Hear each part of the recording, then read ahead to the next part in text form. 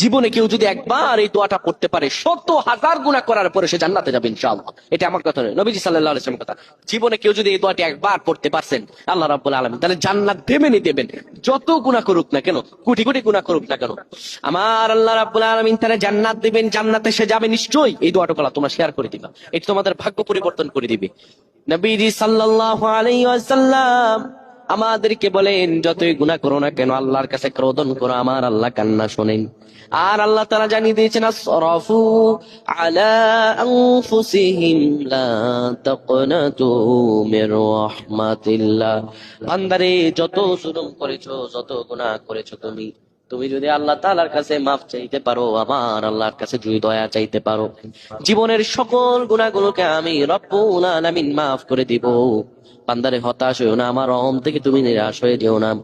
নবীজি বলেন, লা ইলাহা ইল্লাল্লাহ দাখালাল জান্নাহ। কেউ যদি একবার জীবনে লা ইলাহা ইল্লাল্লাহ বলতে পারে, আমার আল্লাহ তাআলা জান্নাত দিয়ে দিবেন।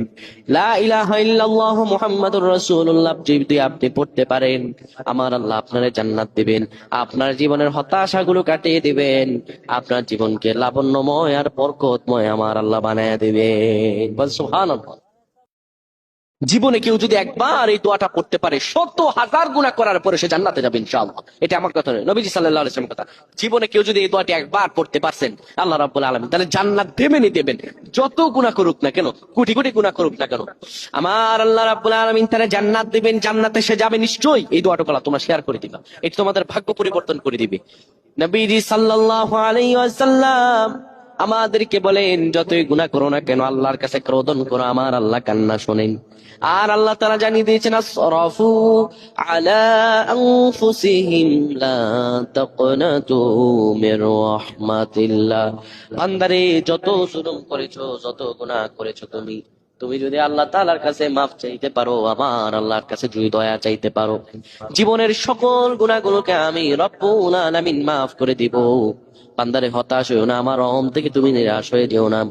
নবীজি বলেন, লা ইলাহা ইল্লাল্লাহ।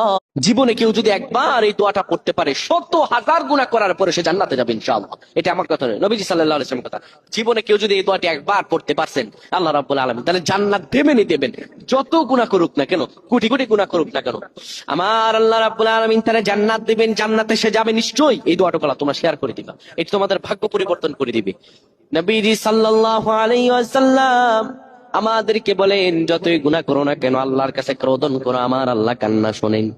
আর আল্লাহ তাআলা জানিয়ে দিয়েছেন, আসরাফু আলা আনফুসিহিম লা তাকনাতু